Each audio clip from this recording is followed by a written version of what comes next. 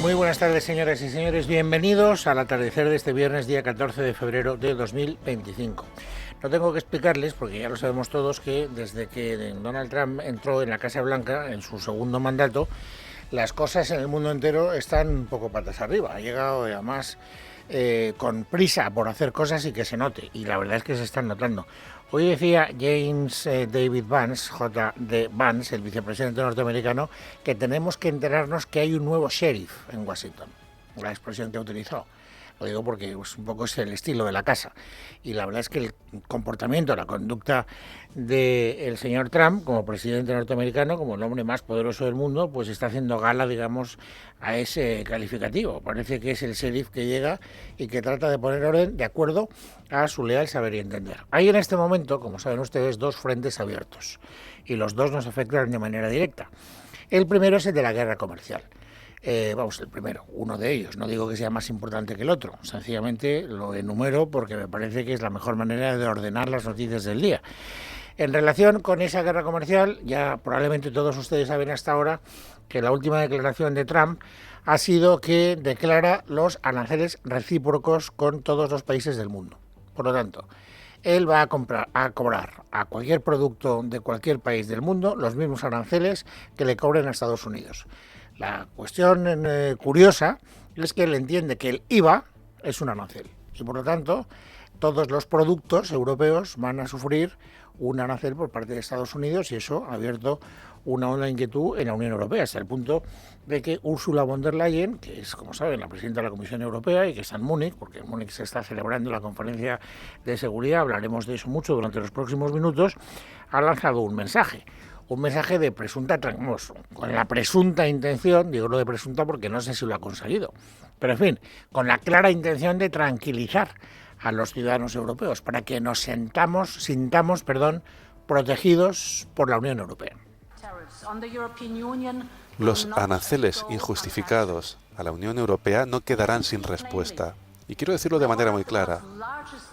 Somos uno de los mayores mercados del mundo. Vamos a utilizar nuestras herramientas para salvaguardar nuestra seguridad económica e intereses. Y vamos a proteger a nuestros trabajadores, empresas, consumidores.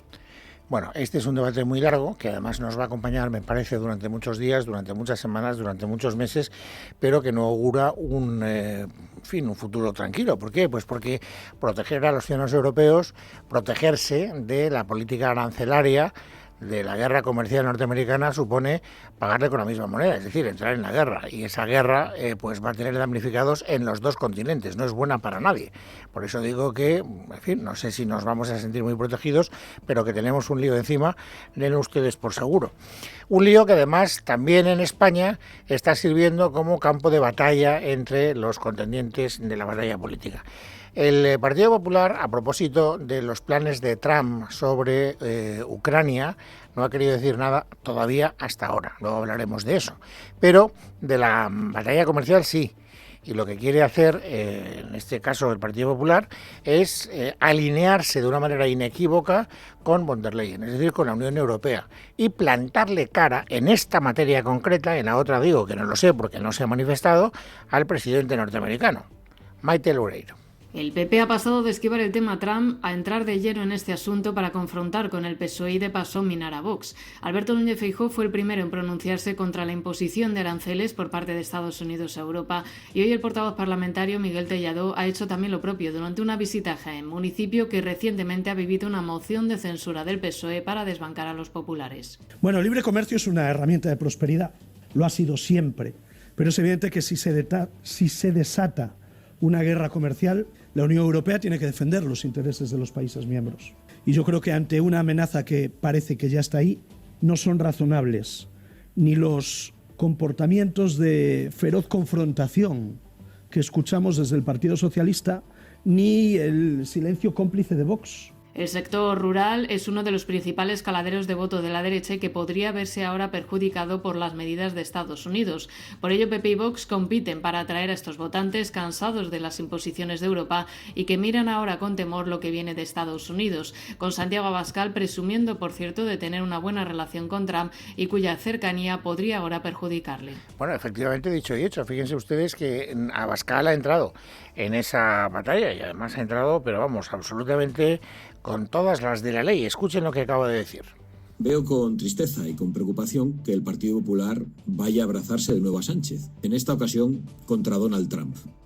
¿De verdad vamos a quedarnos solos defendiendo unas relaciones bilaterales normales con Estados Unidos? Porque la amenaza a nuestro campo, a nuestra industria, a nuestra soberanía energética, a nuestra seguridad, a nuestras exportaciones, no viene de Donald Trump. Viene del Pacto Verde Europeo, viene de la regularización woke, viene de la apertura de fronteras y de la promoción de la inmigración masiva y viene del suicidio energético que ellos han pactado. Y así es como nos vamos a enfrentar a una doble amenaza. Por una parte, la guerra comercial, que es la parte mayor de esa amenaza, la que declara el señor Trump, el presidente norteamericano, y luego las consecuencias que vaya a tener en la política doméstica, porque ya se ve que va a ser caballo de batalla entre los dos partidos del centro-derecha. Ha quedado manifiestamente claro. Abascal quiere dejar muy claro que está muy cerca de Trump. Y al mismo tiempo quiere dejar muy claro que eso no significa en absoluto, diga el Partido Popular lo que diga Núñez Feijóo lo que diga, que él está cerca de Putin. Señor Feijóo, Vox no tiene ningún tipo de acuerdo con Putin, por mucho que lo repitan sus terminales mediáticas, mintiendo de una manera bastante asquerosa. Bueno, pues hablemos de Putin, ¿no? Hablemos de Putin y hablemos de Trump, hablamos de esta conversación telefónica que está dando tanto juego informativo desde que la conocimos hace poco más de 36 horas. Hoy se suponía que, se suponía porque lo había filtrado la Casa Blanca, que iba a haber un encuentro a tres bandas entre Estados Unidos, Ucrania y Rusia en Múnich. Ya les he dicho que está siendo el escenario de la conferencia de seguridad. Pero hete aquí que el propio Zelensky ha confirmado que él no tiene ninguna noticia de esa reunión anunciada por la Casa Blanca. Novedades hay, pero en esa dirección parece que a corto plazo ninguna. Verónica Jorro. Ha sido el propio presidente ucraniano el que ha señalado que no tiene constancia de la reunión a tres bandas anunciada por Trump. Con quien sí se reunirá Zelensky es con el vicepresidente de Estados Unidos, J.D. Vance, aunque por el momento se ha aplazado para dar tiempo a la delegación estadounidense a estudiar la respuesta ucraniana a la propuesta de acuerdo presentada por la Casa Blanca a Kiev para que Estados Unidos tenga acceso preferencial a los recursos naturales ucranianos a cambio de la continuidad de su apoyo militar. En rueda de prensa, Zelensky ha señalado que vería muy raro que Trump se inclinara por aceptar los términos de Rusia para poner fin al conflicto. Precisamente, el vicepresidente de Estados Unidos ha amenazado con imponer sanciones e incluso con acciones militares para presionar a Putin para que acepte un acuerdo sobre la guerra en Ucrania. En una entrevista con The Wall Street Journal, J.D. Vance ha subrayado que Ucrania debe tener independencia soberana y agrega que el acuerdo que surja de las conversaciones para poner fin a la guerra en Ucrania será sorprendente. También ha explicado que la opción de enviar tropas estadounidenses a Ucrania si Moscú no negocia de buena fe sigue sobre la mesa. Además, ha asegurado que los aliados europeos deben participar en cualquier negociación de paz sobre Ucrania, una cuestión que preocupa mucho aquí en Europa y sobre la que ha hablado el ministro de Exteriores español, José Manuel Álvarez. No solo José Manuel Álvarez, que ya viene diciendo pues lo que por otra parte están diciendo todos los líderes europeos, que no se puede negociar sobre la paz en Ucrania sin tener en cuenta la opinión de Ucrania y de los aliados y vecinos de Ucrania, que somos los países europeos. Pero más importante que lo que puede decir Álvarez es lo que puede decir la presidenta, de hecho lo que ha dicho la presidenta de la Comisión Europea, Ursula von der Leyen, en esa conferencia de seguridad que se está celebrando en Múnich. Ha habido un cierto momento de sobresalto, la verdad es que yo casi doy un respingo en la mesa porque estaba siguiendo la comparecencia de von der Leyen. Y entonces la atracción simultánea de Televisión Española, y no lo digo por tirarle de las orejas a nadie, sino sencillamente por compartir con ustedes el desahogo y también por contarles esta pequeña anécdota, ha traducido las palabras que estaba pronunciando Ursula von der Leyen y en un momento determinado ha dicho que Europa no parará hasta conseguir a corto plazo que Ucrania sea miembro de la OTAN, lo cual sonaba a desafío claro a el presidente norteamericano, porque ya saben que una de las condiciones que ha puesto en ese plan de paz que tiene que hablar con Putin, una de ellas es que Ucrania no forma parte de la OTAN, por lo tanto eso sonaba a una confrontación directa. Y luego ha habido una rectificación, ha sido un error del traductor. Lo que quería decir Ursula von der Leyen es que los países de la Unión Europea trabajan denodadamente para que Ucrania sea miembro de la Unión Europea tan pronto como sea posible. Pero ojo, porque el debate de la pertenencia de Ucrania a la OTAN no está cerrado. Keir Starmer, el premier británico, ha hecho hoy unas declaraciones, hoy mismo, diciendo que el camino de Ucrania hacia la OTAN es irreversible. Y por lo tanto va a tener ahí Estados Unidos que vérselas con el que hasta ahora era su socio preferente en la relación transatlántica. Su socio preferente en Europa era siempre el Reino Unido. Y por lo tanto ahí tenemos un conflicto que no sé muy bien cómo se va a solventar. Pero la gran novedad, lo que va a abrir con toda seguridad un debate muy intenso en las próximas horas en nuestro país, es lo que ha dicho Ursula von der Leyen. Saben que, nos lo contaba Verónica Jorro, que el presidente norteamericano, que está en Múnich, ha intentado acercar posturas, ha tratado de ser conciliador, ha dicho cosas como, por ejemplo, que desde luego si Putin no acepta los términos de la paz que quiere imponer el señor Trump, pues que habrá tropas norteamericanas en el frente de la guerra de Rusia y, en fin, ha dicho que por supuesto los europeos vamos a tener un protagonismo, tal y como estamos reclamando. ¿Y cómo ha respondido Ursula von der Leyen a eso que podríamos denominar un gesto de aproximación, un gesto de buena voluntad? Pues con una afirmación que, vuelvo a repetir, en España va a traer mucha cola. Escúchenla. Europa tiene que poner más sobre la mesa y para lograrlo nos hace falta un aumento en el gasto en defensa en el continente europeo. Ahora mismo, los 27 de la Unión Europea gastan en torno al 2% del PIB en defensa. Pero vamos a tener que aumentar esa cifra de manera considerable de nuevo. Justo por debajo al 2%, a por encima del 3%, esto significa cientos de miles de millones de euros más de inversión cada año. Por lo tanto, necesitamos un enfoque audaz. Un enfoque audaz que ya tiene como horizonte superar el 3% del gasto, el 3% del PIB de cada país miembro de la Unión Europea en gastos de defensa. Unas declaraciones que se producen, además, muy pocos minutos después de que el presidente de la OTAN, el secretario general de la OTAN, por decirlo mejor, Mark Rutte, haya pedido explícitamente lo mismo: un aumento en los gastos de defensa de los países occidentales. Ursula von der Leyen, por tanto, ha hecho esa, propuesta, y después de hacerla ha anunciado lo siguiente. Que voy a proponer activar la cláusula de escape para inversiones de defensa. Esto va a permitir a los Estados miembros aumentar de manera sustancial su gasto en defensa. O sea, no solo propongo que lo subamos, sino que además tomo las medidas prácticas necesarias para que podamos hacer posible eso que acabo de declarar deseable. Y esto, naturalmente, abre el debate, pero vamos, de manera directa. Es decir, todos los países concernidos, que son los 27, van a tener que ir tomando una posición, y claro, en algunos países a lo mejor esa posición es más fácil porque tienen gobiernos menos problemáticos, pero en España tenemos un gobierno muy problemático, y especialmente en esa materia. Hasta el punto, fíjense, de que Álvarez, antes de conocer este anuncio de Ursula von der Leyen, lo que van a escuchar no es una reacción a esa propuesta que se ha producido hace escasamente un par de horas, pero esta mañana Álvarez pues se le ha preguntado a propósito de los gastos de defensa, y no ha podido ser más abstruso el tipo. De verdad, yo todavía, después de haberlo escuchado 6 veces, no termino de saber lo que ha querido decir. Los europeos tenemos muy claro las necesidades que puede haber de defensa y tomamos decisiones para ello, pero también tenemos claro que la seguridad, en un sentido amplio, incluye, por supuesto, la seguridad desde el punto de vista de la defensa, pero mucho más. Y para eso necesitamos cooperación y concertación a nivel transatlántico y con el resto de los países del planeta. O sea, llevarnos bien, pero vamos, quiero decir, si para llevarnos bien nos piden que gastemos el 3%, de entrada que cumplamos el 2%, porque nosotros nos comprometimos y todavía no lo hemos alcanzado. Y luego, acto seguido, que asumamos el propósito que acaba de hacer público la presidenta de la Comisión Europea de promover un gasto de defensa que suponga el 3% del PIB.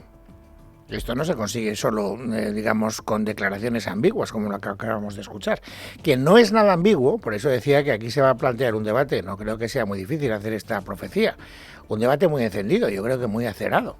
No ha sido absolutamente nada confuso, nada interpretable, nada oscuro, nada hiperbólico el señor Bustinduy, que es, nunca sé de qué es ministro el señor Westendui, pero tengo aquí a Noelia Bautista que me lo dirá. ¿De qué es ministro? Derechos Sociales y Agenda Urbana, Agenda 2030. Agenda 2030. Bueno, pues el señor Westendui ha estado esta mañana en Onda Cero. Y naturalmente ha salido lo de los gastos de defensa. Westendui, ya lo saben ustedes, esto no hace falta recordarlo, es de Sumar. Y por lo tanto es el socio incómodo del gobierno en esta materia concreta. Y le ha preguntado Carlos Alsina a propósito de esta cuestión, de los gastos de defensa, y Westendui ha dicho esto. Yo escuché al secretario general de la OTAN hace apenas unas semanas diciendo que Europa tenía que repensar su gasto social para financiar el aumento del gasto militar. Yo creo que es la dirección absolutamente equivocada en los tiempos en los que vivimos. Absolutamente equivocada. Que ceder a esta espiral, ¿no?, belicista y de carrera armamentística difícilmente va a generar unas condiciones de mayor certidumbre y de mayor estabilidad en las sociedades europeas. Si es que los precedentes históricos siempre son así. A una carrera armamentística, ¿qué le sigue? ¿Qué le sigue si no es una multiplicación de los conflictos?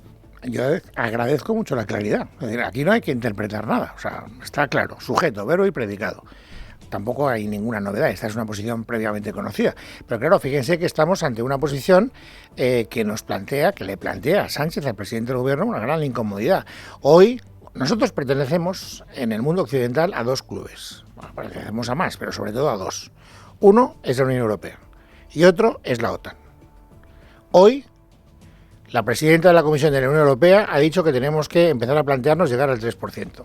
Hoy, el secretario general de la OTAN ha dicho que tenemos que llegar al 3%. Y nosotros somos miembros de esos dos clubes. Por lo tanto, el señor Sánchez no puede eludir ese debate, tiene que afrontarlo. Y tiene que afrontarlo compartiendo la mesa del Consejo de Ministros con Sumar, que tiene la posición que acabamos de escucharle al señor Westendui, que, insisto, no es nueva, es la que cada vez que habla cualquier representante de Sumar hacen público. Si le hubieran preguntado a Yolanda Díaz, hubiera dicho, yo creo, exactamente lo mismo. Es más, yo tampoco creo que me pueda equivocar en esta profecía. Antes de que pasen 24 horas escucharemos en algún foro a Yolanda Díaz decir cosas muy parecidas a la Westendui, o si no, no sé, pues se habrá obrado un milagro, porque ese giro copernicano en lo que es el mensaje de fondo en esta materia por parte de Sumar, pues no parece fácil de prever. Por tanto, insisto, estamos ante una situación complicada que no sé cómo va a evolucionar. Y luego, el otro gran asunto informativo del día trae cola, porque ya saben ustedes que tiene que ver con la guerra interna también en el gobierno, como no, PSOE versus Sumar, a propósito de si tiene que pagar el IRPF o no aquel ciudadano español que acceda al nuevo salario mínimo interprofesional. Había habido cruce de, acusaciones entre María Jesús Montero y Yolanda Díaz. Decía Yolanda Díaz que se había enterado por la prensa de esa intención. María Jesús Montero llevaba desaparecida 3 días, pero hoy ha reaparecido. ¿Y qué es lo primero que ha dicho? Con buenas palabras, sin querer bronca dialéctica, pero da igual. Tú puedes tener mano de hierro y guante de seda, pero el golpe te lo llevas igual. ¿Y qué le ha dicho hoy María Jesús Montero a Yolanda Díaz? Que por supuesto que lo sabía. No tengo ninguna duda de que Yolanda Díaz habrá leído el informe del comité de expertos de la A a la Z y por tanto conoce esta situación. Y yo tengo una conversación fluida, un diálogo fluido al interior del gobierno y fuera del gobierno. Este gobierno siempre dialoga, pero también es firme en la defensa de sus principios y de sus valores. ¿Y cuáles son sus principios y sus valores en esta cuestión concreta? Que el SMI, el nuevo, tiene que pagar IRPF. ¿Por qué? Escuchen a María Jesús Montero. Si consideramos que el gobierno de España lo que está persiguiendo es justamente que el salario mínimo interprofesional ya no sea un salario de subsistencia, pues entenderán ustedes también que esto significa tener derechos y tener deberes. Y los deberes, en este caso concreto, suponen hacerle frente al pago del IRPF. Eso sí, ha querido dejar claro María Jesús Montero que está, yo creo que en una vía didáctica para tratar de explicar bien esta cuestión y que no se compre la mercancía que están tratando de vender por razones distintas, pero de una misma manera, por una parte de Sumar y por otra parte del Partido Popular. Lo que quiere dejar claro el Gobierno es que esta es una medida que solo afectará a 2 de cada 10 personas que accedan a ese salario mínimo interprofesional. Que el 80% de los perceptores de este nuevo salario mínimo interprofesional no va a tener que hacer contribución ninguna a las arcas públicas. Estamos hablando escasamente de un 20%. Y una referencia didáctica más. Lo que quiere hacer el gobierno de España, el gobierno socialista, es lo mismo que hacen los grandes gobiernos europeos. En el resto de países de la Unión Europea, en la mayoría, el SMI tributa. Estoy hablando en Alemania, estoy hablando en Francia. Bueno, por lo tanto, tenemos aquí a María Jesús Montero tratando de hacer, insisto, pedagogía, ¿no? A propósito de esto del IRPF y el salario mínimo interprofesional. Pregunta, ¿ha convencido a sus socios de Sumar? Respuesta, no. ¿En qué me baso? En lo que ha dicho Ibu Tindui, que es el que ha estado en Onda Cero, como nos decía hace un instante. Ha hablado de los gastos de defensa y ha hablado también, naturalmente, de esta polémica. En este caso concreto, queda muy claro que discrepan del gobierno, pero que trata de tender puentes para no hacer de este asunto, creo yo, casus belli. Más allá de la escenificación de esta semana y quién lo sabía y quién no lo sabía y qué va a pasar, yo creo que hay un debate que es positivo. Nuestra posición no ha cambiado, es pública y notoria. Creemos que el debate sobre la reforma fiscal y sobre la justicia fiscal en España debería empezar por arriba, no por abajo, no por los trabajadores y trabajadoras que menos cobran. Hay una divergencia que es pública, creo que es normal, porque somos fuerzas políticas diferentes, y creo que hay tiempo de sobra para poder reconducirlo. Bueno, por lo tanto, insisto, yo creo que ahí hay un mensaje, es decir, bueno, sentémonos, no nos peguemos demasiado, vamos a tratar de buscar una solución. Si se ponen a buscarla, tal vez la encuentren. Por tanto, una actitud, creo yo, a mí me parece, es una sensación personal conciliadora por parte del señor Bustinduy. Todo lo contrario que el Partido Popular, que en esta materia está embistiendo, dialécticamente hablando, por supuesto, de una manera furibunda. Escuchen hoy, una vez más, a Miguel Tellado. El gobierno no da nada. Quien sube y paga el salario mínimo interprofesional son las empresas, los empresarios, las pequeñas y medianas empresas de nuestro país. Y el gobierno recauda. La mitad de esa subida se la queda al gobierno sin haber puesto nada. ¡Qué vergüenza! Bueno, pues es viernes, es 14 de febrero de 2025. Vamos a completar el paisaje informativo sobresaliente del día. Noelia Bautista, bienvenida, buenas tardes. Buenas tardes, Luis. Vamos a comenzar con la resaca de reacciones que ha dejado también lo ocurrido ayer en el Congreso de los Diputados. Por si no lo recuerdan, ayer a esta misma hora comenzamos con esa noticia del Congreso de la sesión de la Comisión de Investigación sobre los atentados de Barcelona y Cambridge de 2017. El compareciente, como les contábamos, era un terrorista yihadista condenado a más de 40 años de cárcel por estos atentados, que se despachó a sus anchas contra el Centro Nacional de Inteligencia y que vino a avivar también esas teorías conspiranoicas de Junts. El terrorista estaba en la sala presente y su sola presencia, custodiado por 4 policías, ya era una ofensa para el Partido Popular, que abandonó la comisión. Hoy, la ministra de Defensa, Margarita Robles, lo que ha censurado también son las críticas vertidas contra el CNI. Elogiar el trabajo del Centro Nacional de Inteligencia, auténticos profesionales que cumplen con su obligación, que tienen un único afán, que es proteger a España y la vida de todos, y me parece inaceptable que se quieran sembrar dudas sobre la actuación del personal del Centro Nacional de Inteligencia ahora o en el 2017. La persona que estuvo ayer carece de cualquier credibilidad y francamente sus declaraciones son por falsas, una ofensa a la labor que realiza el Centro Nacional de Inteligencia. Es inaceptable, ha dicho Robles, como han escuchado, y una humillación, según el presidente de Castilla-La Mancha, Emiliano García Paje, que tampoco ha entendido que se haya permitido tal comparecencia en el Congreso a los separatistas catalanes. En un país en donde se ha llegado a santificar el lema de hacer de la necesidad virtud para justificar las cosas más horrorosas, incluso que un terrorista como ayer en el Congreso humille ni más ni menos que la sede de la soberanía nacional. En su caso, para el Partido Popular no solo es culpable quien ha pedido esta comisión, sino también quien lo permite, y por ello el portavoz parlamentario Miguel Tellado ha insistido en que Francina Armengol, la presidenta del Congreso, tiene que presentar su renuncia tras haber dejado a la Cámara Baja, dice que fuera la caja de resonancia de un terrorista. Qué vergüenza que la sede de la soberanía nacional se haya convertido en un teatrillo para que un terrorista yihadista nos dé lecciones a los demócratas en la sede de la soberanía nacional.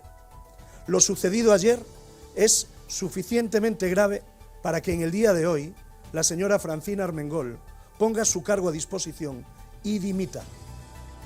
Pues bien, han asegurado fuentes de la presidencia del Congreso que Tellado está mezclando las cosas, dicen, y que Armengol ni mucho menos tiene que dimitir, porque nada tiene que ver la presidenta con las decisiones que se tomen en el seno de esas comisiones. Por su parte, los ministros Grande Marlaska y Félix Bolaños se han limitado a decir que no hagamos caso, aunque el titular de Justicia y Presidencia ha aprovechado también para lanzar un mensaje más. Las comisiones de investigación a nivel parlamentario, y cuando el Parlamento lo estima oportuno, me parece que son necesarias, pero referir que yo a un terrorista condenado, yo no le haría mucho caso en ninguna de sus manifestaciones. A mí me parece que dar credibilidad a delincuentes no es un buen camino y algunos deberían empezar a aprenderlo. Acto conjunto de Marlaska y Bolaños en Cádiz, donde han puesto a esta provincia como símbolo de compromiso y esfuerzo del Gobierno de España en la lucha contra el narcotráfico, antes de presidir la reunión ministerial de la Coalición de Países Europeos contra el Crimen Organizado. Acto en el que ha defendido el titular de Interior, Grande Marlaska, que ha mejorado los medios de la Guardia Civil. Yo diría que todos los medios son susceptibles de ser ampliados y mejorados. Desde junio de 2018 ya hemos constituido, hemos elaborado y se han llevado a la práctica 4 planes de seguridad especial que se llama la zona del Campo de Gibraltar, con una inversión total de más de 163 millones de euros. Recordemos que el domingo se cumplió un año del asesinato de los 2 guardias civiles en Barbate por una narcolancha. Este extremo que decía el ministro de Interior ha sido desmentido en declaraciones a nuestro informativo Es Noticia. Álvaro Gilabert, portavoz de la Asociación Unificada de Guardias Civiles en Sevilla. Pero que el tema de las narcolanchas está en el río todos los días. Todos los días hay pruebas gráficas. Aquí desde Juez de Sevilla no estamos inventándonos nada, ni estamos diciendo nada. Aparte de que tenemos muchísimas quejas de compañeros, que los envían a ciertos sitios, como dice el otro, los envían a la guerra como un tirachina. Vamos con la crónica de tribunales. Acabamos de conocer que la pareja de Díaz Ayuso acusa a García Ortiz de mentir al Consejo General del Poder Judicial. Así se refiere Alberto González Amador a la queja que ha hecho el fiscal general del Estado por la difusión de sus datos personales. Asegura el abogado de González Amador en un escrito que ha tenido acceso a Europa, pero es que su objetivo es denigrar al Supremo y a la Unidad Central Operativa de la Guardia Civil, al tiempo que ha pedido al instructor que le requiera el teléfono móvil que cambió una semana después de que se le encausara. Pero no es el único titular que nos deja la crónica judicial, porque sepan también que la juez, en este caso que investiga las presuntas irregularidades en el traslado de la Supercopa de España a Arabia Saudí, ha citado al exfutbolista del Barcelona y empresario Gerard Piqué para que declare el próximo 14 de marzo. Lo va a hacer en calidad de imputado, dado que la juez de instrucción del caso apreció indicios ya delictivos en la comisión que se adjudicó con este movimiento. Y vamos también a la crónica económica. La actualidad ha girado todo el día en torno a Talgo, por ello le han preguntado al ministro de Transportes, Óscar Puente, que no ha querido dar mucho detalle. Me creeréis o no, pero no he estado pendiente de eso, lo siento, de verdad. Estoy centrado en lo mío, que en Euskadi es muy importante, que hay obras muy importantes que estamos desarrollando para acabar con la Y vasca y ponerla en servicio. Ayer visité la estación de Donosti, hoy he estado en el túnel de Gatxuriqueta, espero haberlo dicho bien. Y tomando decisiones también, porque tenemos que tomar decisiones sobre el terreno en relación con la obra para acelerar los plazos, así que es a lo que estoy. Otras veces me meto en otros charcos, pero esta vez estoy en el mío. Gracias. Poco más decía el lehendakari Imanol Pradales en el día en el que ha dimitido el que hasta hoy era el vicepresidente de la empresa ferroviaria. Yo soy optimista, creo que estamos en el tiempo de descuento, que vamos a llevar a buen término el acuerdo y que esto va a implicar fundamentalmente pues que Talgo consolide su arraigo en Euskadi. Tranquilidad, queda todavía algún fleco por resolver, yo soy optimista respecto a esa cuestión y espero que salga bien y que lo podamos anunciar en las próximas horas. Recordemos, Luis, que hasta 4 personas han dimitido ya, 3 consejeros y el vicepresidente de esta empresa. Pues bien, Pradales decía que era optimista, pues se acaba de cerrar ese acuerdo. Sidenor acaba de cerrar el principio de acuerdo para hacerse con el 29,9% que la británica Trilantic tiene en Talgo. La empresa continúa así en manos españolas, que es lo que quería el gobierno, después de que hace casi año y medio una empresa húngara se interesara por Talgo y mostrara su interés por comprarla. Bueno, me parece muy interesante. Esta vez no te voy a preguntar nada, que te pongan un compromiso. Vamos este fin de semana tranquilos. En gratitud, porque me has ayudado a la hora de... ¿Qué es lo que no sabía cuando te lo he preguntado? ¿De qué era ministro Bustindui? Es que es complicadísimo saber de qué... Y encima tenemos tantos ministros. Desde luego. En casa de Herrero, Es Radio.